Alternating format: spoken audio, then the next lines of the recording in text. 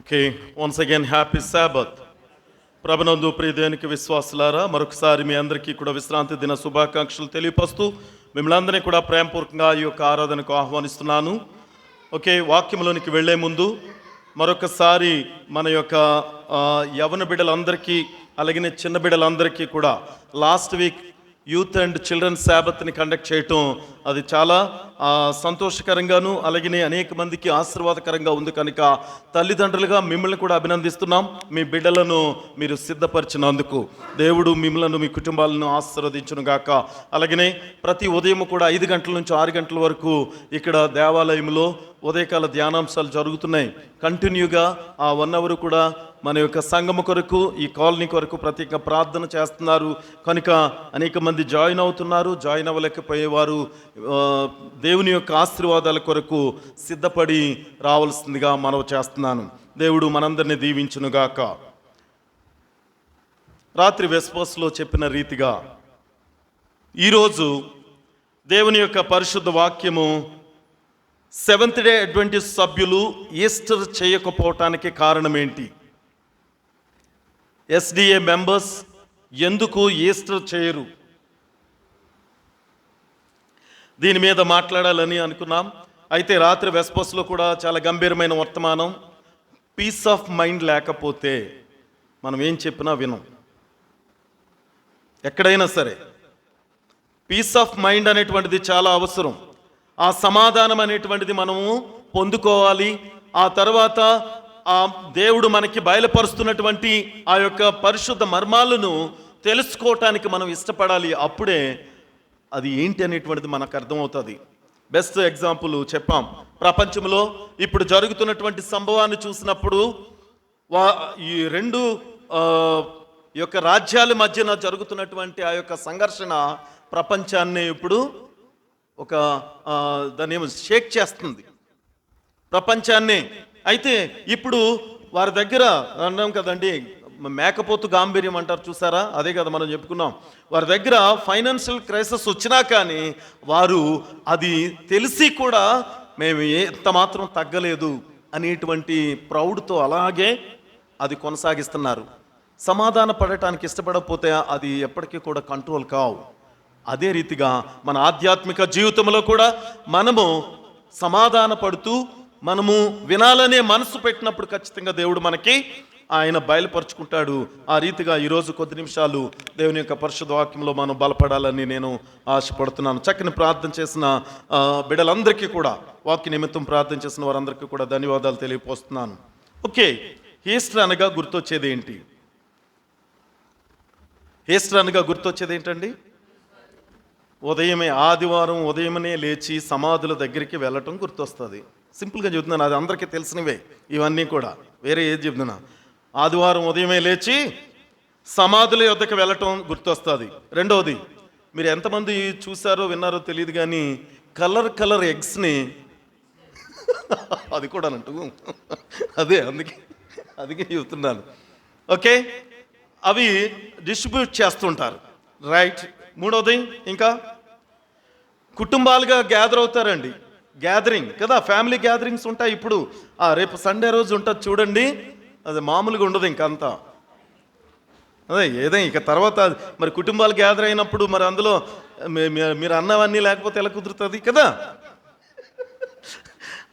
నాలుగవది ఏంటంటే, ఇది ఒక ట్రెడిషనల్గా జరుపుకునేటువంటి అలవాటు, ఆచారంగా అంటే నేను గమనించి చెప్తున్నాను అంతే. మీరు మీ దగ్గర కూడా చాలా ఉండుండొచ్చు, చాలా చూస్తుండొచ్చు. నేను అబ్జర్వ్ చేసినవి, నాకు తెలిసినవి కొన్ని మీకు ఇక్కడ తెలియచేస్తున్నాను. కానీ మరి పరిశుద్ధ గ్రంథం ఏం చెప్తుంది? అదే ఎస్డిఏ మెంబర్స్ చేస్తున్నదని నేను నమ్ముతున్నాను. దాని గురించి అలాగని అందులో చెడ్డవారు లేరా మంచివారు లేరా ఈ ప్రశ్నలకు వస్తే దానికి నా దగ్గర ఆన్సర్ లేదు. ఎందుకు అంటే ఎవరు ప్రతిఫలానికి వారు బాధ్యులు. ఎవరి క్రియలను బట్టి వారికి ఆ ప్రతిఫలం వస్తుంది కదా మరి. కాబట్టి వారు ఎవరి గురించో కాదు, కానీ ఇక్కడ చెప్పబడుతున్నది ఏంటంటే ఇవన్నీ ఇప్పుడు చెప్పినవన్నీ జరుగుతున్నాయి. అలాగే ఇక్కడ పరిశుద్ధ గ్రంథం ఏం చెప్తుంది అనేటువంటిదే మనకి అన్నిటికీ మూలం. పరిశుద్ధ గ్రంథంలో చెప్పబడుతున్నటువంటి మాట ఒకసారి లూకా సువార్త చూద్దాం. లూకా సువార్త 22వ అధ్యాయము 1వ వచనం నుంచి పస్కా అరబడిన పులియని రొట్టెల పండుగ సమీపించెను. ప్రధాన యాజకులను శాస్త్రులను ప్రజలకు భయపడిరి కనుక ఆయనను ఎలాగూ చంపింతుమని ఉపాయము వెదకండి. అంటే ఇక్కడ అర్థమవుతుందా, ఒక పస్కా పండుగ ఆచరించేటువంటి అది సమయం వచ్చిందని వీళ్ళందరికీ అర్థమైంది. బైబిల్లో చెప్తున్నటువంటిది దీన్ని బట్టి మనం ఈ అధ్యాయాన్ని చదివితే, ఎందుకంటే అంత సమయం మనకి మీరు ముందుగా చదువుకోండి, వెళ్ళిన తర్వాత చదవండి, పర్వాలేదు. ఈ బైబిల్ చదివిన మీ అందరికీ కూడా ధన్యవాదాలు, చాలామంది బాగా చదివారు. అయితే ఇక్కడ ఈ అధ్యాయంలో చెప్పబడుతున్న మాట ఏంటంటే లార్డ్ సప్పర్ గురించి మనకి ఇక్కడ తెలియపరచబడుతుంది.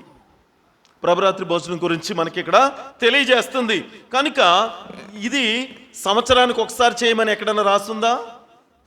లేదే. అలాగే ప్రతి ఆదివారం చేయమని ఎక్కడన్నా రాస్తుందా? లేదే. ఇది మనం గమనించాలి ఎప్పుడు కూడా దీంట్లో ఉన్నటువంటి మర్మము. కానీ లోకమంతా చేస్తుంది ఏంటో తెలుసా? రేపు చేయబోయేది అదే. నిన్నటి రోజు ఆయన బలిగా అర్పించబడ్డాడని, రేపటి రోజు ఆయన తిరిగి మళ్ళీ లేస్తున్నాడని లోకమంతా చేస్తున్నటువంటి ఈ యొక్క పండుగను మనం ఎప్పుడు ప్రారంభం అవుతుంది అనేటువంటిది మనం చూసినట్లయితే, ఆ యొక్క వసంతకాలము మొదటి ఆదివారం వచ్చే టైంకి వాళ్ళు సెట్ చేస్తారు దాన్ని. వసంతకాలము అంటే, వసంతకాలం అంటే ఏంటండి? ఇది ఆకురాలి చిగురు రావటం, చెట్లకు ఆకు రాలిపోయి చిగురు వచ్చేటువంటి సమయం. అది మంచి ఫలాలు వస్తాయి, మంచి ఫ్లవర్స్ వస్తాయి చక్కగా. ఇవన్నీ కూడా అది చూడగానే ఎంతో అందంగా ఉండేటువంటి ఒక మాట గుర్తుపెట్టుకోండి, ఆకు రాలి చిగురు రావటం అనేటువంటిది చాలా లోతైన మర్మం ఇందులో ఉంది. ఈరోజు అర్థమవుతుందండి. ఎందుకంటే దాన్ని వారు జరపటానికి ఎక్కువ ఇష్టపడుతుంటారు. ఇంకొక మాట తర్వాత దాని గురించి నేను వివరిస్తాను. అయితే ఇంకొక మాట ఏంటంటే పునరుత్థానము. ఎందుకంటే వీఆర్ అడ్వెంటిస్టులుగా we are not against death of Christ. అర్థమైందండి? తెలుసా అది? మనము క్రీస్తు యొక్క మరణానికి వ్యతిరేకము కాదు. ఎందుకు? ఎలా చెప్పగలుగుతాం? క్రీస్తు మరణానికి వ్యతిరేకం కాదు అని చెప్పడానికి ఎలా చెప్పగలుగుతాం? చెప్పాలి. ఆయన గనక మరణించకపోతే, తిరిగి మూడవ దినాన్ని లేవకపోతే మనకు ఆ నిరీక్షణ, హోప్ అనేటువంటిదే లేదు దేవుని యొక్క రాజ్యానికి వెళ్ళడానికి. రెండవది ఏంటంటే సెకండ్ కమింగ్ అనేటువంటిది ఉండదు. అప్పుడు ఆయన మరణించినట్లయితే కంప్లీట్గా ఆయన పునరుత్థానం లేకపోతే సెకండ్ కమింగ్ ఇంకెలా ఉంటుంది? అవునా కదండి? ఆయన మరణించాడు, రెండవ రాకడ ఉండదు. మరియు వీఆర్ అడ్వెంటిస్టులుగా మనం ఆల్రెడీ సెకండ్ కమింగ్ గురించి మనం ప్రీచ్ చేస్తామా, బోధించమా, సిద్ధపడమా? ఆలోచించండి. అలాగే మూడోది ఏంటంటే నిత్య జీవం, ఇటర్నల్ లైఫ్ అనేటువంటిది ఉండకపోయి ఉండేది ఆయన కనుక మరణించి తిరిగి లేవకపోతే. ఈ మూడు చాలా అవసరం. అందుకే మనం ఎప్పుడూ కూడా క్రీస్తు మరణానికి వ్యతిరేకం కాదు, కానీ వారు చేస్తున్నటువంటి క్రియలకు మనము ఆచారాలకి వ్యతిరేకం. ఇందాకే చెప్పాను నేను, ఆ ఆదివారం అనే దానికి వ్యతిరేకం. మీకు చాలా క్లియర్గా నిన్నటి రోజు గత వెస్పస్లో చెప్పిన మాట ఏంటో తెలుసా? అసలు బేసికే అది.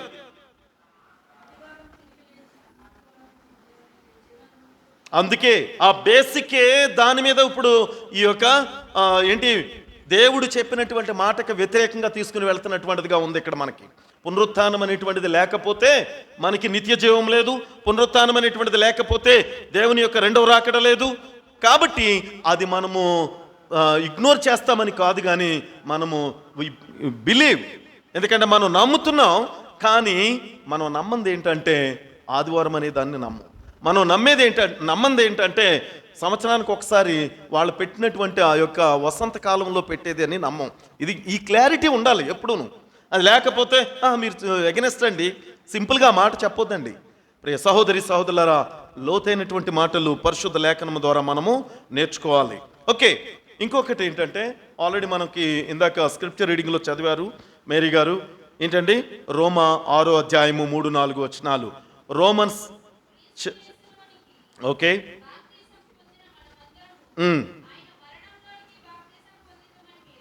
చెప్పండి ఇక్కడ అర్థం ఏంటి? అసలు ఈ మాటలో ఉన్నటువంటి మర్మం ఏంటో తెలుసా?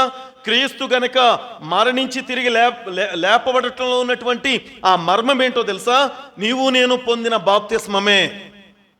అర్థమైందండి? నువ్వు బాప్తిస్వం తీసుకునేటప్పుడు ఇక్కడ చాలా క్లియర్గా చెప్తున్నాడు, మనమందరము ఆయన మరణంలోనికి బాప్తిస్వము పొందితమని మీరు ఎరగరా. ఎస్, ఆల్రెడీ నీవు ఆయన మరణంలో మనం బాప్తిస్వం పొందామంటే మనము కూడా మన పాపపు జీవితాన్ని విడిచిపెట్టి లేచామనేటువంటిది మనం గుర్తించాలి. Okay, 4th one. కాబట్టి తండ్రి మహిమ వలన క్రీస్తు మృతులలో నుండి ఎలాగూ లేపబడినో అలాగే మనమును నూతన జీవము పొందిన వారమై నడుచుకొనున్నట్లు మనము బాప్తిస్వం వలన మరణములో పాలు పొందుటకై ఆయనతో కూడా పాతి పెట్టబడితిమి. ఇప్పుడు వెళ్ళి సమాధుల దగ్గరికి వెళ్ళి ప్రార్థన చేస్తే రాదది. ఎప్పుడొస్తుంది? బాప్తిస్వం పొందటం ద్వారా. బాప్తిస్వం పొందటం ద్వారా. ఎందుకంటే మరణించిన వారు ఈ భూమి మీద దేంట్లోనూ, ప్రసంగి చాలా క్లియర్గా చెప్పాడు ఆ మాట. రే సహోదరి సహోదరులారా, క్రీస్తు మరణానికి మనం వ్యతిరేకం కాదు, కానీ క్రీస్తు ఆ యొక్క పునరుత్థానానికి మనం వ్యతిరేకం కాదు, కానీ అది తెలియాలి. ఒక అడ్వెంటిస్టులు ఏది ఫాలో అవుతున్నారు, ఎందుకంటే ఆచారాన్ని ఫాలో అవ్వము, అలాగని నీకు నచ్చినటువంటిది చేయటానికి లేదు. మనము దేవుని యొక్క పరిశుద్ధ వాక్యానికి అనుగుణంగా మనం వెళ్ళటానికి స్థితిపడాలి. ఈరోజు నిజంగా ఇంకొక మాట అందులో, ఏది ఈ యొక్క ఈస్టర్ పండుగ రోజు, ఈస్టర్ రేపు జరిగి వాళ్ళు నిర్ణయించుకునేది, దానికి ముందు మీరు ఒకసారి ఆలోచించండి. కరెక్ట్గా ఆ సండే నుంచి కౌంట్ చేస్తారు ఆ డేట్ ఫిక్స్ చేయడానికి. తెలుసా? రేపటి డేట్ ఆల్రెడీ ఫిక్స్ చేస్తారు. ఈస్టర్ అని బిఫోర్ ఎప్పుడో ఆ ఫిక్స్ చేసే ఆ డేట్ నుంచి ఎన్ని రోజులకి ఒకటి స్టార్ట్ అవుతుందండి ఫాస్టింగ్ డేస్. ఎన్ని రోజులకి? 40 days. మీరు కౌంట్ చేయండి, కరెక్ట్గా బుధవారమే వస్తుంది. అక్కడ బుధవారం స్టార్ట్ అవ్వాలి. ఆ బుధవారంకి కరెక్ట్గా అక్కడ నుంచి 40 రోజులు 40 days ఫాస్టింగ్ అనేటువంటిది అక్కడ నుంచి ప్రారంభం అవుతుంది. రే సహోదరి సహోదరులు, ఎందుకు ఈ మాట చెప్తున్నా, దానికి ఒక పేరు పెట్టారు. ఏం పేరు అది? Lent days. Lent days. ఈ లెంట్ డేస్ అనేటువంటిది, ఈ పదం ఎక్కడి నుంచి వచ్చిందో తెలుసండి? లెంటిన్, ఇంగ్లీష్ అంటే ఓల్డ్ వర్షన్లో ఉన్నటువంటి మాట. లెంటిన్ అనేటువంటి పదంలోంచి లెంట్ అనేటువంటిది వచ్చింది. లెంటిన్ అంటే ఏంటో తెలుసా? Spring season. ఇందాక చెప్పాను, అది ఏం కాలం? అది వసంతకాలము.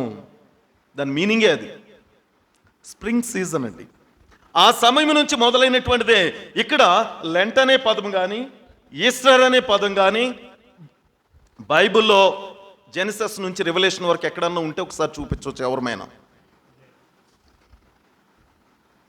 క్లియర్గానమాట, ఎక్కడా కూడా ఆ పదం లేదు, కానీ దాన్ని ఫాలో అవుతూ ఉంటూ వీళ్ళు క్రీస్తుకు వ్యతిరేకమండి అని చెప్తారు. ఎందుకు చెప్పాలంటే, ఆ సండే వర్షిప్ని హైలైట్ చేయాలంటే ఖచ్చితంగా చెప్పాలి ఆ మాట అక్కడ.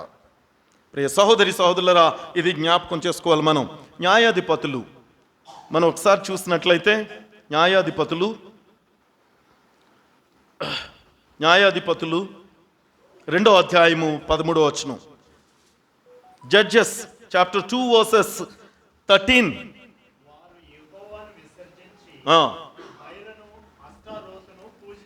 వారు యెహోవాను విసర్జించి బయలును అస్తారోతును పూజించిరి.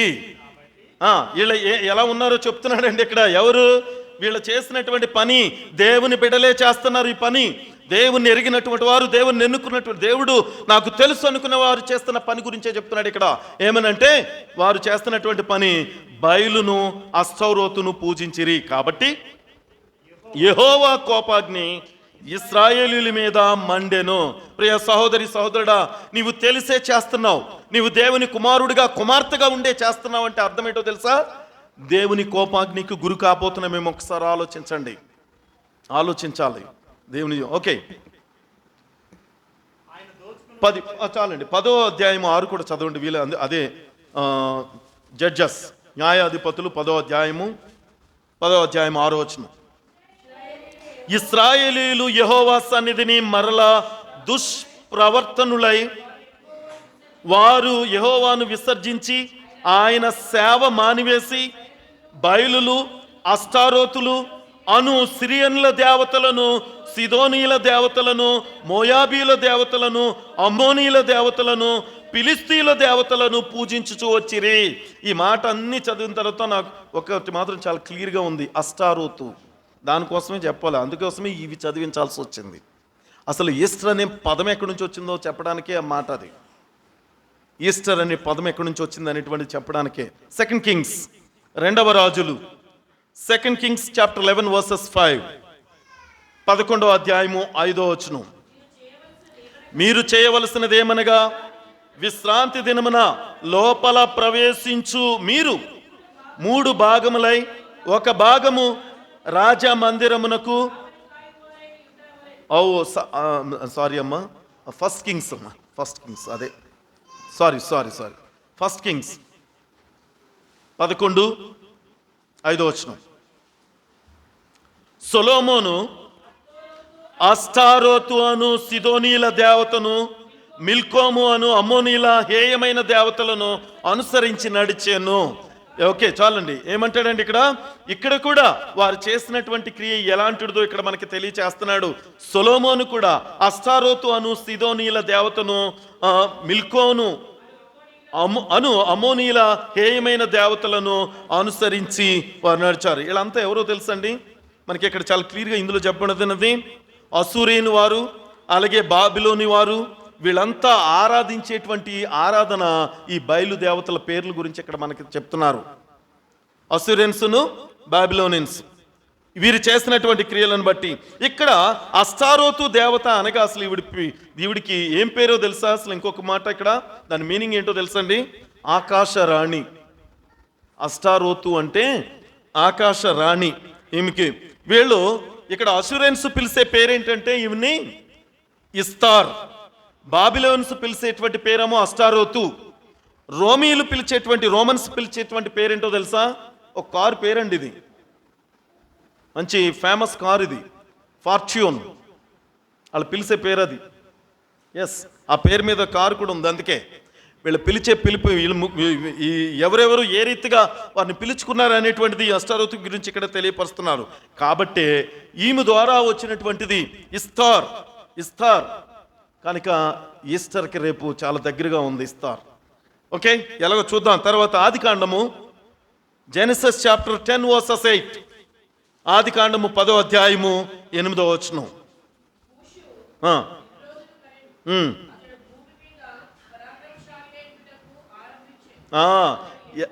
ఎవరటండి ఇక్కడ? ఒక్క నిమిషం అమ్మా.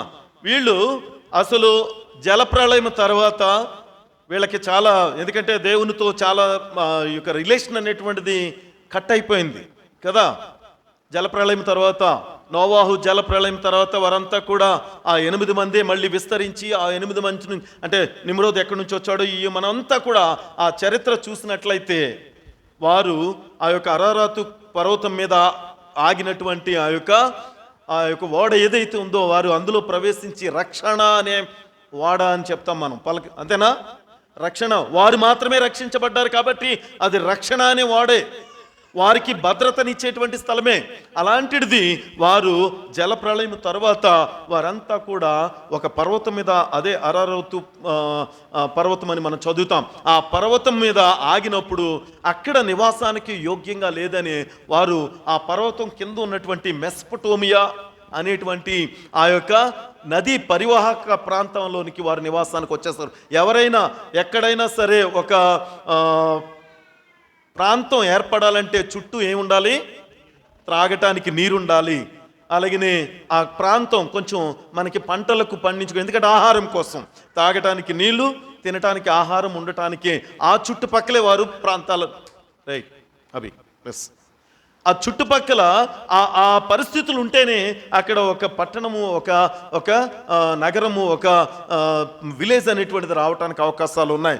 ప్రియ సహోదరి సహోదరులారా, ఇక్కడ వీరు ఆ చెదిరిపోయిన తర్వాత, అక్కడ నుంచి ఆ 8 మంది నుంచి ప్రజలు విస్తరించిన తర్వాత వారు ఒక ఆలోచనతో వచ్చారు. మనకి అదంతా తెలుసు. 10వ అధ్యాయంలో చాలా క్లియర్గా ఈ అధ్యాయం చదివినప్పుడు 11లో కూడా మనకి ఆదికాండంలో తెలియపరచబడింది. ఏంటో తెలుసా? వాళ్ళందరూ కూడా మనం ఇక్కడ నుంచి చెదిరిపోకుండా ఉండటానికి మనందరం ఒక టవర్, ఏం టవర్ అది? బాబేలు గోపురాన్ని నిర్మించుకుందాం. ఎందుకంటే మనం ఇంకెక్కడికి వెళ్ళటానికి లేకుండా అనుకున్నారు. కానీ దేవుడు ఏం చేశారు? దేవుని తలంపులు వేరు కనుక వారి యొక్క భాషలు మార్చటం వలన, వారి మాటలు అర్థం కాకపోవటం వలన వారందరూ తర్వాత చెల్లాచెదరైపోయారు. ఓకే, అది తర్వాత సంగతి. ఇది కట్టించాలని తీసుకొచ్చిన వాడు ఎవరంటే ఈ నిమ్రోద్. ఎందుకంటే ఎక్కడికి వెళ్ళినా కూడా కొంచెం తెలివిగా, కొంచెం మాటకారిగా ఉన్నవాడు ఎవరైనా సరే ఏం చేస్తాడు? నాయకత్వం వహిస్తాడు. అది గమనించాలి ప్రతి ఒక్కరు కూడా. మాటకారి, అలాగే ఆ యొక్క గంభీరంగా నాయకత్వం కోసమే చూస్తారు, ఆ నాయకత్వం కావాలని కోరుకుంటారు.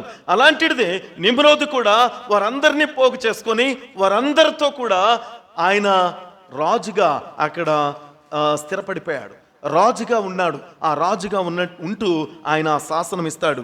ఆ రాజు భార్యనే ఎవరు? అష్టారోతు. బైబిల్లో అయితే ఎక్కడ రాయలేదండి. నిజంగా అందరూ చెప్పేస్తారు, ఈ మాట చెప్పగానే అదే మాట చెప్తారు. అష్టారోతు ఎవరు అంటే నిమ్రోదు భార్య, ఇంకొకరి భార్య కూడా. అదేంటి పాస్టర్ గారు, ఒకరికే భార్య అనాలి, మీరు ఇంకొకరికి కూడా భార్య అంటారేంటి? ఎవరు వాళ్ళ కుమారుడి పేరేం పేరు? బైబిల్ స్కాలర్స్ ఉన్నారు కదా అందరికి. తమ్మూజు కూడా భార్యనే ఆవిడ.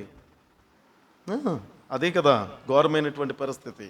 ఓకే, ఇక్కడ 9వ వచనం చదువుదామండి. అతడు యెహోవా ఎదుట పరాక్రమము గల వేటగాడు, కాబట్టి యెహోవా ఎదుట పరాక్రమము గల వేటగాడైన నిమ్రోదు వలె అను లోకోక్తి అర్థం ఏంటంటే సామెత అంటాం కదా మనం. ఆ లోకోక్తి అలాగే వచ్చిందంట. అంటే దేవునికి భయపడని వాడు, దేవుడంటే భయం లేనటువంటి వాడిగా ఉన్నాడు. దేవునితో ఏ రకంగా అంటే అసలు నాదే, నేను చేయగలను ఏమైనా, అలాగే తయారు చేశాడు ఆ జనాన్ని అందరినీ కూడా. అలా తయారు చేసి ఉన్నటువంటి ఆయన ఇక్కడ 11వ అధ్యాయం 4వ వచనం కూడా ఒకసారి చూస్తే, ఇదే ఆదికాండం 11. ఒక పట్టణమును ఆకాశమునంటూ శిఖరము గల ఒక గోపురమును కట్టుకొని పేరు సంపాదించుకొందుము రండి అని మాట్లాడుకొనగా, ఇది జరిగింది ఇక్కడ. ఆయన ఒక శాసనాన్ని తీసుకొచ్చి ఆయన ఒక గోపురం లాగా ఒక టవర్ను ఒకటి కడదాం మనము అనేటువంటి ఆలోచన తీసుకొచ్చారు వాళ్ళు. ఆ టవర్ను ఒకటి కట్టేసి అక్కడ ఉండాలని ఇది తీసుకొచ్చినటువంటి వాడే నిమ్రోదు. ఇప్పుడు ఎలాగ ఉన్నాడు? ఇందాక మనం యొక్క 10వ అధ్యాయం 9లో చదివినట్టుగా అతను లోకోక్తి ఏంటది? పరాక్రమమైనటువంటి దేవునికి యెహోవాకు కూడా ఆయన అంటే అలాగే ఎంచుకున్నవాడు ఎవరు? పరలోకంలో సాతానుడు. ఎస్, లూసిఫర్ మహోన్నతుని కంటే ఉన్నతమైన వాడిగా ఎంచుకున్నాడు. అందుకే గర్వంతో ఆయన పడదోయబడ్డాడు. ఇప్పుడు నిమ్రోదు కూడా అసలు ఎలా ఉందంటే ఆయన ఎవడు? యెహోవా. ఈ అంటే ఆలోచన విధానం అది. నేను రాజుని, నేనే దేవుణ్ణి, ఇంకా అంతే. చాలామందికి అదే కదా. కొంతమంది పాస్టర్లు దేవుళ్ళే, తప్పదు. అలా అయితే నిమ్రోదులాగా పడిపోవాల్సిన పరిస్థితి వస్తుంది. పాస్టర్లు దేవుళ్ళు కాదు, రాజు దేవుడు కాదు, పోపు దేవుడు కాదు, సంఘ పెద్దల దేవుళ్ళు కాదు. ఎవరు దేవుడు? జీవము గల దేవుడు మాత్రమే, సర్వ సృష్టికర్త మాత్రమే దేవుడు తప్ప మరి ఎవరు కాదనేటువంటిది మనము నమ్మినట్లయితేనే. అందుకే అడ్వెంటిస్టులు ఇది ఫాలో అవ్వరు. దేవునికి వందనాలు. ఇక్కడ తన యొక్క నిమ్రోదు దేవుళ్లాగా కనపరుచుకుంటూ ఒకరోజు అనుకోకుండా ఆయన చనిపోతాడు. మనిషి చనిపోవాలా వద్దా? మనిషి చనిపోవాలా వద్దా? చనిపోతాడా చనిపోడా?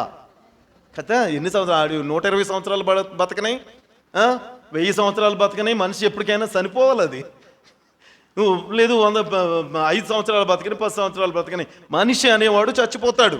కానీ ఈయన మాత్రం దేవుళ్లాగా పెట్టుకున్నాడు కాబట్టి, దేవుళ్లాగా అక్కడ నిరూపించుకుంటున్నాడు కాబట్టి ఆ దేవుడు అయిపోయాడు. అక్కడ ఉన్న ప్రజలందరికీ కూడా ఈయన చనిపోయాడు. ఒకరోజు తన భార్య ఎవరు? అష్టారోతు ఏమంటుందంటే, ఏమని తీసుకొచ్చిందంటే, మీ దేవుడు మళ్ళీ పుడతాడు, మీ దేవుడు మళ్ళీ వచ్చేస్తాడు, మీ దేవుడు మళ్ళీ పుడతాడు. ఎందుకంటే ఆయన చనిపోయిన తర్వాత అందరికీ ఒక రకమైన ఏంటి పెద్ద దిక్కు పోయిందంటారు చూసారు, ఆ టైప్లో ఉన్నారు అక్కడ. కాబట్టి ఆయన మళ్ళీ పుడతాడు, అదిగో నా గర్భంలో పుడుతున్నాడు అని ఆమె ప్రకటించడం మొదలుపెట్టింది.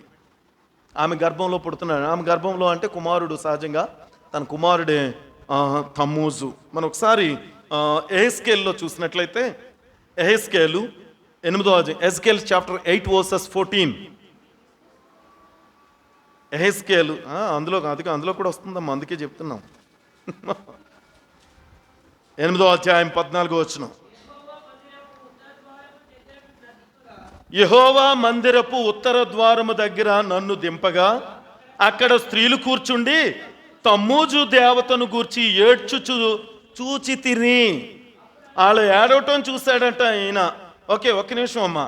ఇక్కడ ఏం జరుగుతుంది? ఇక్కడ ఆయన నిమ్రోదుని మళ్ళీ పుడతాడని ఈవిడ ఎప్పుడైతే చెప్పిందో ఆయన కోసం, దేవుడి కోసం వీళ్ళంతా ఏం చేస్తున్నారు? ఎవరు వీళ్ళు? ఏడ్చేవాళ్ళంతా ఎవరట? అక్కడే ఇచ్చాడు కదా, చాలా క్లియర్గా ఉంది. మీకు తెలుసా లెంట డేస్లో ఎవరు ఎడుతారో ఎక్కువగా?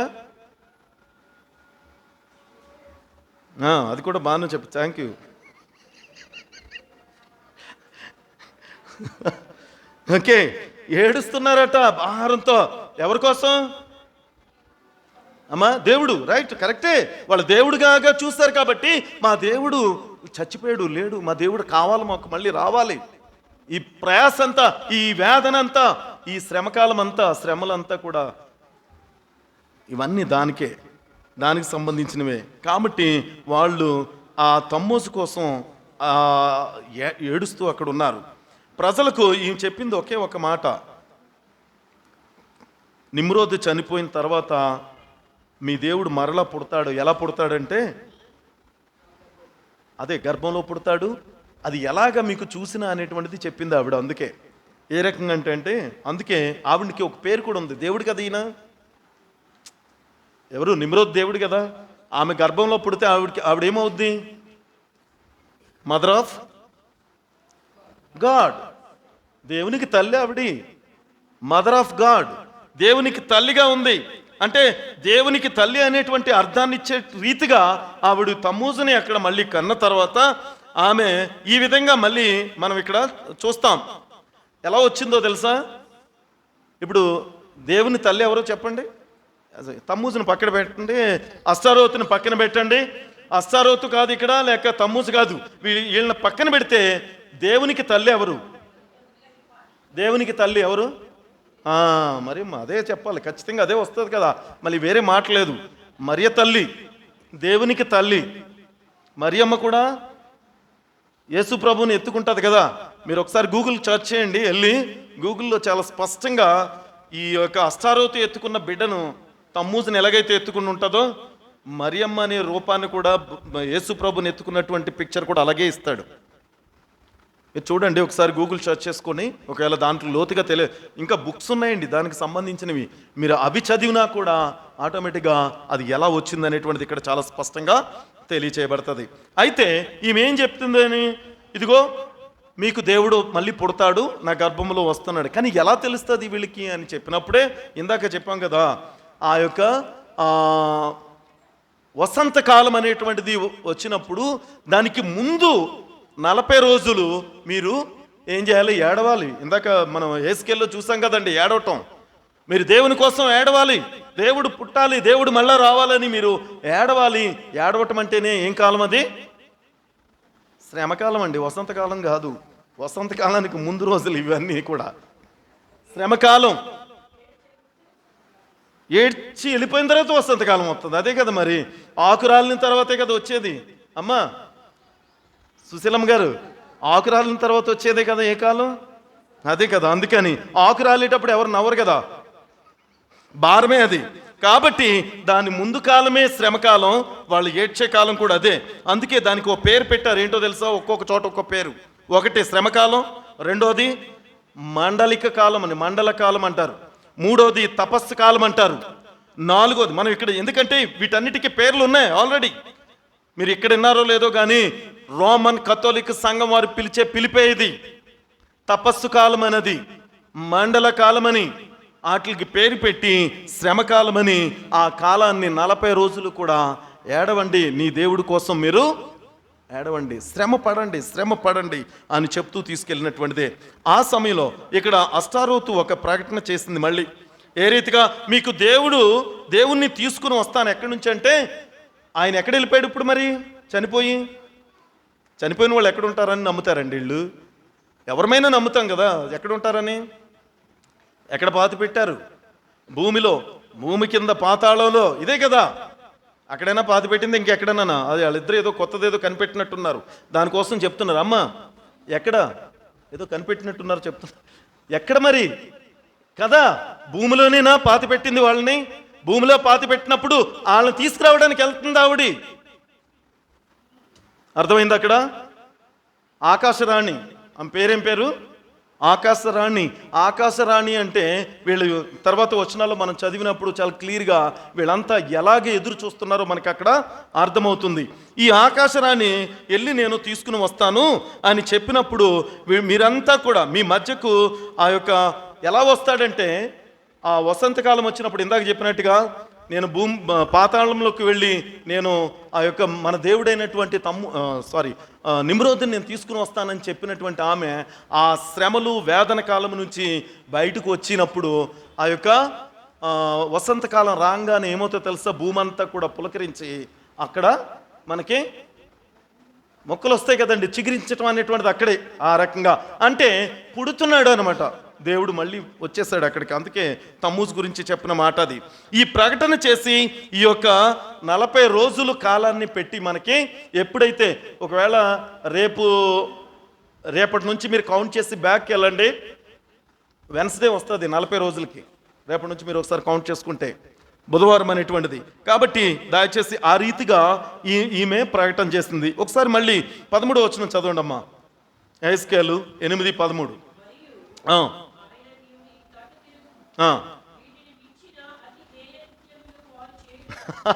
ఏమంటున్నాడంటే ఇక్కడ అసలు మీరు ఇంకా నువ్వు ఎవరికి చెప్తున్నాడు ఇక్కడ? యెహెజ్కేలు చాలా క్లియర్గా చెప్తున్నాడు, అయ్యా నువ్వు చూడు ఇక్కడ ఇలా చేస్తున్నటువంటి క్రియలు ఎలాగున్నాయో ఒకసారి నువ్వు తిరిగి చూడు అని చెప్పినప్పుడు, వీటిని మించినటువంటి హేయకృత్యములు వారు చేయుట చూచితివని నాతో చెప్పాను. ఏ రకంగా? 14. యెహోవా మందిరపు ఉత్తర ద్వారమున దగ్గర నన్ను దింపగా అక్కడ స్త్రీలు కూర్చుండి తమ్మూజు దేవతను గూర్చి ఏడ్చుట చూసి తిని. అప్పుడు ఆయన, నరపుత్రుడా, ఇది చూచితివి గాని నీవు తిరిగి చూచిన ఎడల వీటిని మించిన హేయకృత్యములు చూచితివని నాతో చెప్పి యెహోవా మందిరపు లోపల ఆవరణములో నన్ను దింపగా అక్కడ యెహోవా ఆలయ ద్వారము దగ్గరనున్న ముఖ మంటపమునకును బలిపీఠమునకును మధ్యను ఇంచుమించు 25 మనుషులు కనబడిరి. వారి వీపులు, ఇది మాత్రం చాలా జాగ్రత్తగా మీరు వినాలి ఈ మాట, వారు ఎలాగ కూర్చున్నారట అక్కడ? వారి వీపులు యెహోవా ఆలయము తట్టును, వారి ముఖములు తూర్పు తట్టును తిరిగి ఉండెను. వారు తూర్పుననున్న సూర్యునికి నమస్కారము చేయుచుండ్రి. ఏం చేస్తున్నారు వీళ్ళు? యెహోవా దేవాలయానికి ఏమో వీళ్ళ వీపులు చూపిస్తున్నారు. అంటే నువ్వు తర్వాత అయ్యా నీ సంగతి తర్వాత చూసుకుంటావులే, మాకు ముందు ఇంపార్టెన్స్ ఎవరు? సూర్యుడు.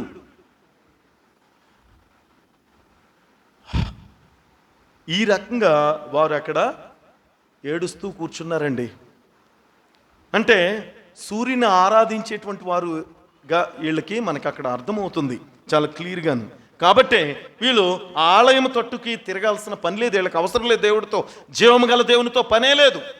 వీళ్ళకి కావాల్సింది ఏంటంటే ఆచారం, వీళ్ళకి కావాల్సింది ఏంటంటే విగ్రహాలు, వీళ్ళకి కావాల్సింది ఏంటంటే 10 మంది చెప్పుకునేటువంటి పేర్లు తప్ప దేవుడు ఏం చెప్పాడో నువ్వు వినటానికి అసలు ఇష్టమే పడట్లేదు ప్రియా సహోదరి సహోదరులారా. కాబట్టి ఈ రీతిగా ఉన్నారు. తూర్పు దిక్కున ఉండేది సూర్యుడు కాబట్టి ఇక్కడ ఆ రీతిగా వారు ముందుకు వెళ్ళినట్టుగా మనము చూస్తున్నాం. అలాగనే ఇక్కడ ఇది చేసింది కూడా ఎవరు? ఏడ్చేవారు ఎవరు? వీళ్ళు సియోను కుమార్తెలట. చాలా క్లియర్గా ఉంది ఆ మాట కూడాను. అంటే మనం గమనించాల్సింది ఎప్పుడు కూడా దేవుని ఎరిగిన వారే చేసే ఏ కృత్యాలు ఇవన్నీ. ఎవరో తెలియని వాడు చేశాడంటే క్షమించబడతాడు ఎలాగైనా. ప్రియ సహోదరి సహోదరుడా, ఏ రీతిగా వెళుతున్నావో ఒక్కసారి ఆలోచించు. ఇర్మియా ఒకసారి చూద్దాం. జెరమియా చాప్టర్ 44 వర్సెస్ 15. ఇర్మియా 44వ అధ్యాయము 15వ వచనం నుండి 24 వచనాల వరకు కూడా చాలా క్లియర్గా ఉంది ఇక్కడ మనకి. అప్పుడు తమ భార్యలు అన్య దేవతలకు ధూపము వేయుదురని ఎరిగి ఉన్న పురుషులందరూ అక్కడ నిలిచి ఉన్న స్త్రీలను మహాసమాజముగా కూడిన వారును ఐగుప్తు దేశమందలి పత్రోసులో కాపురముండు జనులందరూ ఇర్మియాకు ఇలాగూ ప్రత్యుత్తరం ఇచ్చిరి. యెహోవా నామమును బట్టి నీవు మాకు ప్రకటించు ఈ మాటను మేము అంగీకరింపము. చాలా క్లియర్గా చెప్తున్నారు వీళ్ళంతా, అంతే వాళ్ళంతా స్టాండర్డ్గా ఉన్నారు. ఓకే, యూనిటీ, ఎస్ కరెక్టే. మేము నీతో చెప్పిన సంగతులన్నిటినీ నిశ్చయముగా నెరవేర్చబోచున్నాము. మేమును మా పితరులను, మా రాజులను, మా అధిపతులను యోధా పట్టణంలోను యెరూషలేము వీధులలోను చేసినట్లే మేము ఎవరికి దూపాలేస్తామో తెలుసా? ఆకాశరాణి. ఎవరివిడి? అష్టారోతు. ఇందాకే మనం నేర్చుకున్నామండి. అష్టారోతుకు ఆకాశరాణికి ధూపము వేయుదుము, ఆమెకు పానార్పణములు అర్పింతుము. ఏలైనగా మేము అలాగు చేసినప్పుడు మాకు ఆహారము సమృద్ధిగా దొరికెను, మేము క్షేమముగానే ఉంటిమి, ఏ కీడును మాకు కలగలేదు. కాబట్టి మేము ఆకాశరాణికి ధూపము వేయికయు ఆమెకు పానార్పణములు అర్పింపకయు మానినప్పటి నుండి సమస్తము మాకు తక్కువయినది. మేము ఖడ్గము చేతను క్షామము చేతను క్షీణించుచున్నాము. ధూపము వేయగా ఆమె మాకు పానార్పణములు అర్పింపగా ఆమెకు మా పురుషుల సెలవు లేకుండా ఆమెకు పిండి వంటలు చేయుచున్నామా, ఆమెకు పానార్పణములు చేయుచున్నామా అని వారు చెప్పగా ఇర్మియా ఆ స్త్రీ పురుషులందరితో అనగా తనకు అట్లు ప్రత్యుత్తరం ఇచ్చిన ప్రజలందరితో ఇట్లా నేను యోధా పట్టణములలోను యెరూషలేము వీధులలోను మీరును మీ పితరులను మీ రాజులను మీ అధిపతులను దేశ ప్రజలను ధూపము వేసిన సంగతి యెహోవా జ్ఞాపకము చేసుకొనలేదా? అదే కదా ఆయన మనసునకు వచ్చెను. యెహోవా మీ దుష్క్రియలను చూసి మీరు చేయు హేయ కృత్యములను ఎంచి ఇకను సహింపలేకపోయెను గనుక నేడున్నట్లుగా మీ దేశము పాడుగాను ఎడారిగాను శాపాస్పదముగాను నిర్జనముగాను ఆయన చేసెను. యెహోవా మాట వినక ఆయన ధర్మశాస్త్రమును బట్టి కట్టడలను బట్టి ఆయన తనకు సాక్షార్థముగా ఇచ్చిన ఆజ్ఞలను బట్టి నడవక మీరు ధూపము వేయుచు యెహోవాకు విరోధముగా పాపము చేసి తిరిగనుకనే నేడున్నట్లుగా ఈ కీడు మీకు సంభవించను. చివరి మాట. మరియు ఇర్మియా అందరినీ స్త్రీలందరినీ చూసి వారితో ఇట్లనెను, ఐగుప్తులోనున్న సమస్తమైన యూదులారా యెహోవా మాట వినుడి. చాలా క్లియర్గా ఇక్కడ ఇచ్చిన మాట. ఇన్ని వచనాల్లో చెప్పబడిన మాటలో ఉన్న మర్మం ఏంటో అర్థమై ఉంటుంది. దేవునికి హేయమైనటువంటి క్రియలు మీరు చేస్తున్నారు, ఆకాశ రాణికి మీరు ఆరాధనలు చేస్తున్నారు. కాబట్టే ప్రియ సహోదరుడా, దేవుడు ఆయన ఈ శిక్ష ఈ విధి ఇవ్వబోతున్నాడని చాలా క్లియర్గా చెప్పాడు ఇర్మియా ప్రవక్త. వింటున్నారా? అక్కడ చాలా క్లియర్గా అన్నాడు. అక్కడ యోధావారులారా యెహోవా మాట వినండి, దేవుని ప్రజలారా యెహోవా మాట వినండి. మనుషుల మాట కాదు, ప్రజలు చేస్తున్నటువంటి పద్ధతులు కాదు. నీ జీవితంలో నీకు కావాల్సింది ఏంటంటే దేవుని మాట చెప్పున మాత్రమే మనం జీవిస్తాం. ఆయన నోట నుండి వచ్చు ప్రతి మాట వలన జీవిస్తాడే తప్ప రొట్టె వలన కాదు అని చాలా క్లియర్గా దేవుడు మనకి యెషయా ప్రవక్త ద్వారా తెలియచేస్తాడు. ఇంకొక మాట చెప్తాను ఇక్కడ మీకు. పునరుత్థానం ఎక్కడ జరిగిందో తెలుసా? మొదట రిజరెక్షన్ ఎక్కడ జరిగింది తెలుసండి? యెరూషలేములోనా? యేసుక్రీస్తు గురించి చెప్పే మాట అక్కడ లాజరు అనే ఒక మాట అన్నారు. ఇంకెక్కడైనా జరిగిందా? ఇది ఎప్పుడిది? ఇప్పటిదాకా మనం చదువుకుంది ఎప్పుడు?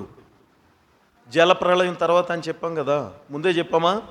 మరి తమ్మూజు అంటే నిమ్రోదు బతికొచ్చినట్టే కదండి ఇక్కడ చెప్పబడుతున్నది. పునరుత్థానం గురించి వాళ్ళు అప్పటి నుంచే నమ్మతో ఇదిగో మా దేవుడు ఆల్రెడీ బ్రతికి వచ్చాడని అక్కడి నుంచే మొదలైంది వాళ్ళకి. ఆ రీతిగానే పునరుత్థానం అనేటువంటిది మొట్టమొదట అక్కడ తమ్మూజు నుంచే ప్రారంభమైందని వారు నమ్ముతారు. ఇంకొకటి చెప్పనా, త్రిత్వం గురించి మాట్లాడతాం కదా మనం, ట్రినిటీ, ఇంగ్లీష్లో ట్రినిటీ. ఇక్కడ దేవతలు దేవుళ్ళు ఎవరు? ఆకాశరాణి ఆల్రెడీ ఆవిడ పేరేం పేరు?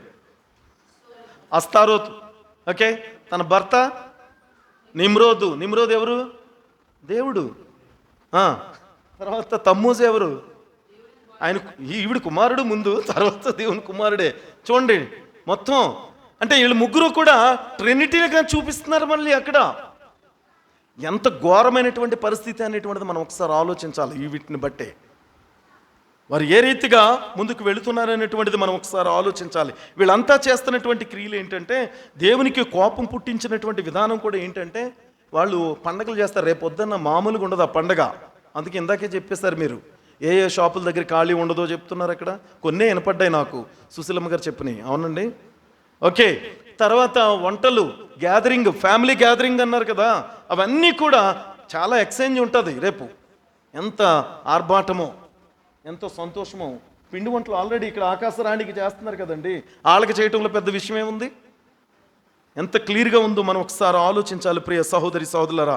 ఇర్మియా 7వ అధ్యాయం, జెరమియా చాప్టర్ 7 7వ అధ్యాయము 15వ వచనం.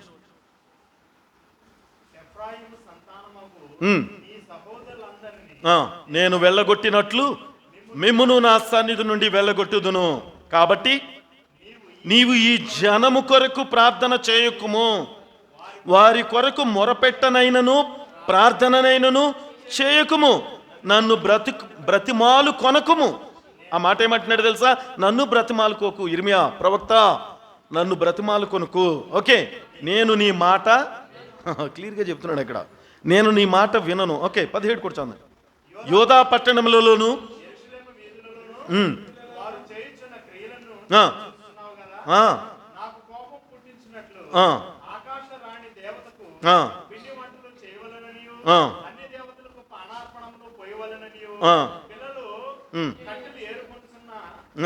ఏరుచున్నారు, తండ్రులు అగ్ని రాజబెట్టుచున్నారు, స్త్రీలు పిండి పిసికి వంటలు చేస్తున్నారు.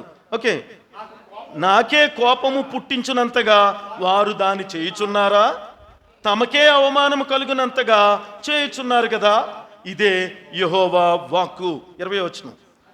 అందువలన ప్రభువు యెహోవా ఇలాగూ సెలవిచ్చుచున్నాడు, ఈ స్థలము మీదను, నరుల మీదను, జంతువుల మీదను, పొలములు చెట్ల మీదను, భూమి పంట మీదను నా కోపమును నా ఉగ్రతను కుమ్మరించేదను. ఆర్పసఖ్యము కాకుండా అది మండును. అది ఆర్పసఖ్యము కాదు, ఇంకా ఎవరి వల్ల కాదు ఆర్పటం. ఉగ్రత దినం వస్తే అండి ఎవడు తాళగలడు?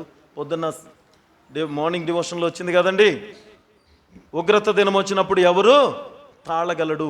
కొండల చోటుకి వెళ్ళిపోతున్నారు, అక్కడ బండల చోటులో దూరేస్తున్నారు, నన్ను రక్షించు అని. అవేమంటున్నాయి? పక్కకు తొలగిపోతున్నాయి. ఎందుకంటే వాటికే భయం ఉన్నది అక్కడ. అప్పుడు వీళ్ళు చేసుకున్న ఏంటమ్మా అవి ఉదయం నేర్చుకున్నాం, వెండి విగ్రహాలు, బంగారు విగ్రహాలు, చెక్క విగ్రహాలు అన్నీ కూడా ఏమైపోతున్నాయి? తీసి పడేస్తే ఎక్కడ పడేస్తున్నాయి? ఎలకలకును గబ్బిళాలకి అవి స్థానం అయిపోయినాయి అంట. ప్రియ సహోదరి సహోదరుడా, ఒకసారి ఆలోచించు. నీవు చేస్తున్నటువంటి క్రియ నీ దేవునికి ఎంత అంగీకారంగా ఉందో, నీవు చేస్తున్నటువంటి క్రియలు నీ దేవునికి ఎంత యోగ్యమైనదిగా ఉందో, ఆయనకి అసహ్యం పుట్టించేదిగా ఉందా? ఒక్కసారి ఆలోచించు ప్రియ సహోదరి సహోదరుడా. కనుక దేవుడు నీకు నాకు మనందరికీ ఇస్తున్నటువంటి హెచ్చరిక తెలుసా? ఓకే, ఇది మనం జల ప్రళయం తర్వాత జరిగింది. తర్వాత రాజ్యాలు వచ్చాయి. ఏం రాజ్యాలు? ఐగుప్తు నుంచి వెళ్ళారు కదా. ముందు బబులోన్, మాది పారసికులకి ఎక్కడికి వెళ్ళిపోతారు? బబులోన్ ఉంది కదా, బబులోన్ తర్వాత మాది పారసికులు, తర్వాత గ్రీకులు, తర్వాత రోమన్స్. చూడండి, ఈ రాజ్యాలన్నీ కూడా ఒకటి ఒకటి ఒకటి ఒకటి మనకి దానియేలులో చూసామా?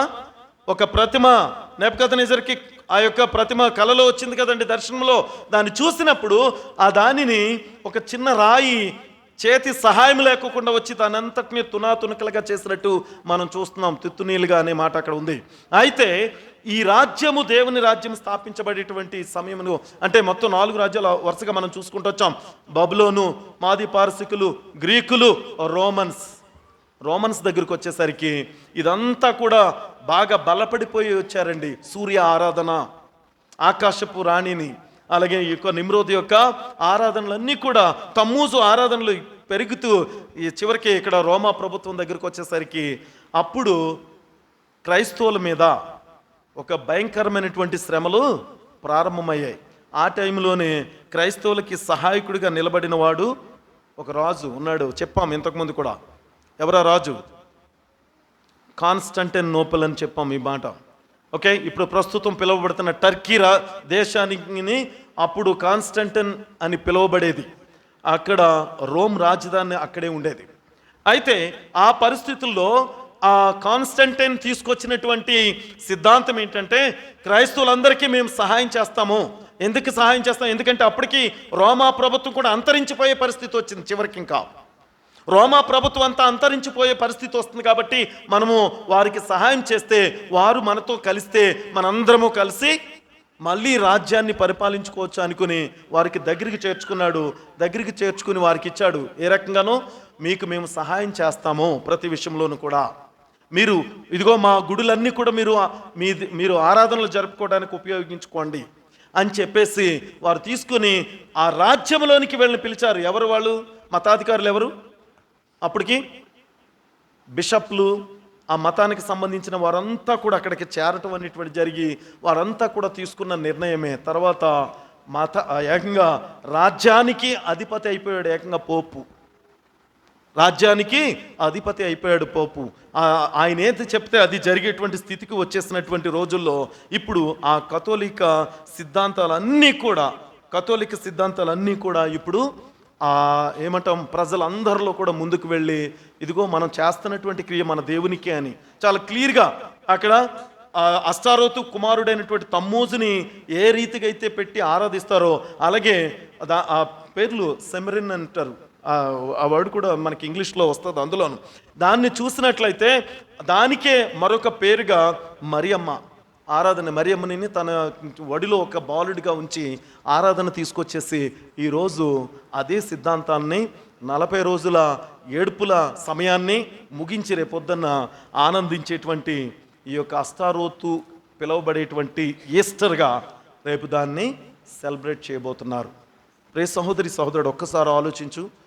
సమాధులలో ఉన్నటువంటి వారు ఏమీ ఎరగరని ప్రసంగిలో చెప్తున్నప్పుడు నువ్వు పొద్దున్నే వెళ్ళి ఏం చేస్తావు అక్కడ? నిజంగా ఇప్పుడైతే పర్వాలేదు, కానీ ఊర్లో చాలా ఘోరం అనమాట. ఆ ప్రాంతానికి వెళ్ళే వాళ్ళకి కూడా ఇబ్బందికరమైనటువంటి పరిస్థితుల్లో, ఎంత భయంకరమైనటువంటి స్థితి అంటే, అలా చేస్తూ మన విశ్వాసాన్ని మనం విడిచిపెట్టేసుకుంటున్నాం. కనుక ప్రియ సహోదరి సహోదరుడా, వాక్యం ఒక్కటే మనకి ఆధారం. వాక్యానుసారంగా జీవించడానికి సిద్ధపడు. అది ఎవరో జీవించలేదు, ఎవరో రాలేదు, ఇవన్నీ నీకు నాకు అనవసరం. నేను ఎలా జీవిస్తున్నాను అనేటువంటిది పరిశీలన చేసుకొని దేవునికి యోగ్యమైన కుమారుడిగా కుమార్తెగా జీవించడానికి మనందరం సిద్ధపడదాం. అట్టి ధన్యత దేవుడు మనందరికీ కలుగు చేయాలని కోరుకుంటూ, దేవుడు ఈ కొద్ది వాక్యాన్ని దీవించి ఆశీర్వదించునుగాక. అందుకే సెవెంత్ డే అడ్వెంటిస్టులు ఈ యొక్క ఈస్టర్ పండగ చెయ్యరు. దేవుని కోరుకుంటున్నాను.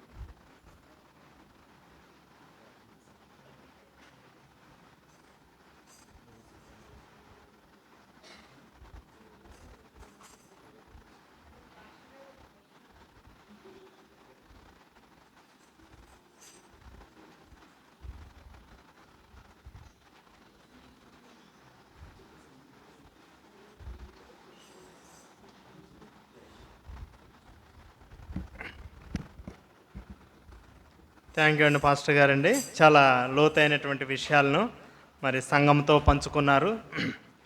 మరి ఇవన్నీ కూడా మనము రేపు బయటికి వెళ్ళినప్పుడు, నిన్న కూడా నేను ఒక మెడికల్ షాప్కి వెళ్ళినప్పుడు, అన్నా ఈరోజు మీరు ఈస్టర్ పండగ చేయలేదంటే, గుడ్ ఫ్రైడే చేయలేదా అంటే, తెలిసిన దాంట్లో కొద్ది విషయాలు చెప్పినప్పుడు బైబుల్ విషయంగా అవును కరెక్టే అతను సండే వెళుతూ ఉంటాడు. అంటే మనము చెప్పేటువంటిది ఏదైనా బైబుల్ ఆధారంగా చేసుకొని హిస్టారికల్ ఇన్ఫర్మేషన్తో మనం చెప్పగలిగినట్లయితే ఖచ్చితంగా దేవుడు ఏర్పాటు చేసుకుంటే ఆ మనుషులు దానిని గ్రహిస్తారు. లేదంటే గుడ్డిగా దాన్ని తిరస్కరిస్తూ ఉంటారు. చాలా చక్కటి లోటైనటువంటి ఇన్ఫర్మేషన్ మనందరికీ తీసుకొచ్చిన పాస్టర్ గారికి సంఘం తరపున, ప్రత్యేకంగా నా తరపున ధన్యవాదాలు తెలియజేస్తున్నానండి. మరి ఈ యొక్క కార్యక్రమాన్ని ముగించడానికి మనం అందరం కలిసి నేను యేసును వెంబడించదా అనేటువంటి పాటను పాడుకుందాము.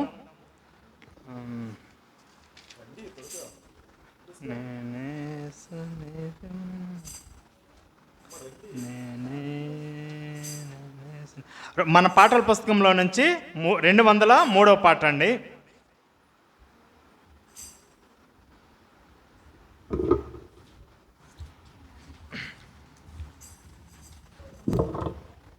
నేనే యేసుని వెంబడెంతునని నెడగాని శయించితిని వెనుదినుగా వెనుకాడన్ నెడేసుడు పిల్లంచిన సుదినం నా ముందు సిలువ నా వెనుక లోకాశల్ నాదే దారి నా మనసులో ప్రభు నా చుట్టూ విరోధులు నా వారెవరు నా యేసుని మించిన మిత్రులు నాకిలలో కనిపించరని నా యేసుని మించిన మిత్రులు నాకిలలో కనిపించరని శ్రమైనను బాధలైనను హింసైనా వస్త్రహీనత ఉపద్రవముల్ ఖడ్గములైనా నా యేసుని ప్రేమ నుండి నన్ను ఎడబాపేటి వారెవరు నా యేసుని ప్రేమ నుండి నన్ను ఎడబాపేటి వారెవరు యేసుని వెంబడెంతునని నెడగాని శయించితిని వెనుదినుగా వెనుకాడన్ నెడేసుడు పిల్చిన సుదినం.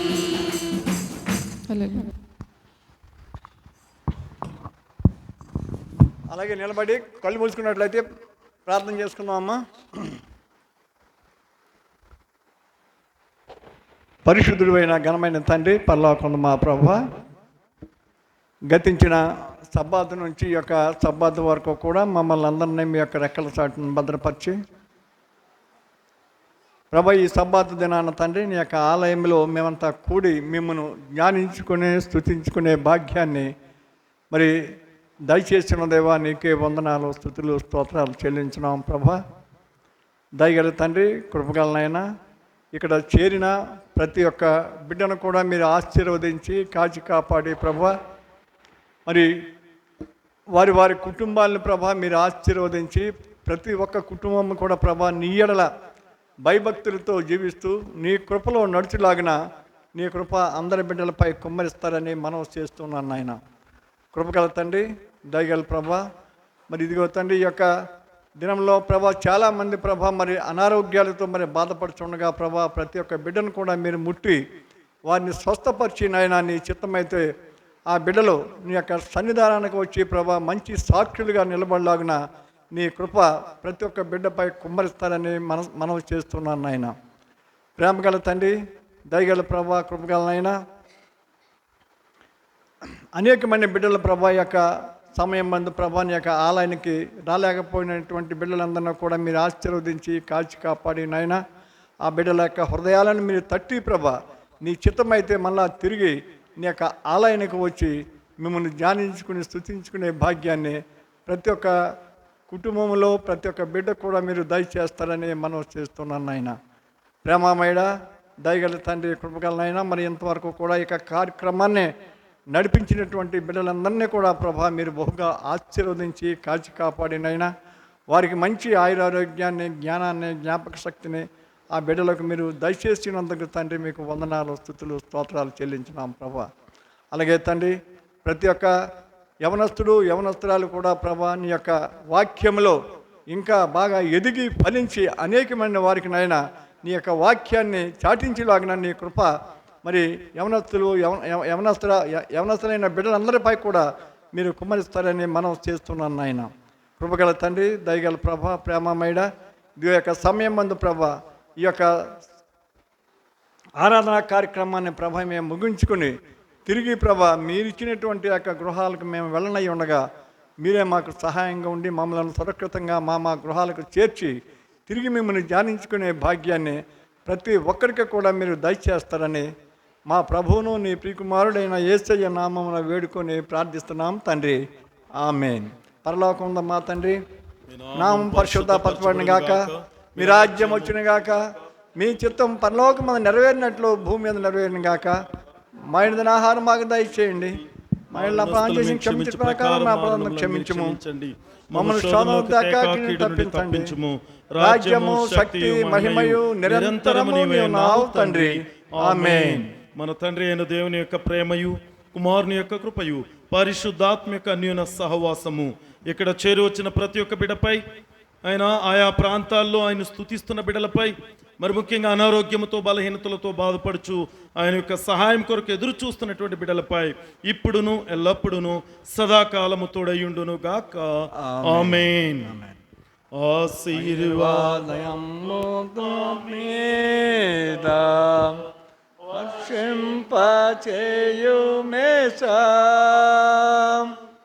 ఆశతో నమ్మియున్నాము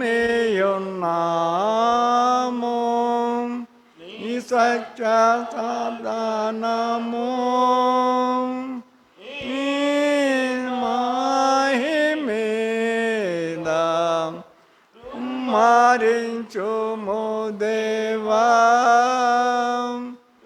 మారాయమా సాంబు కుమ్మరించుము దేవా.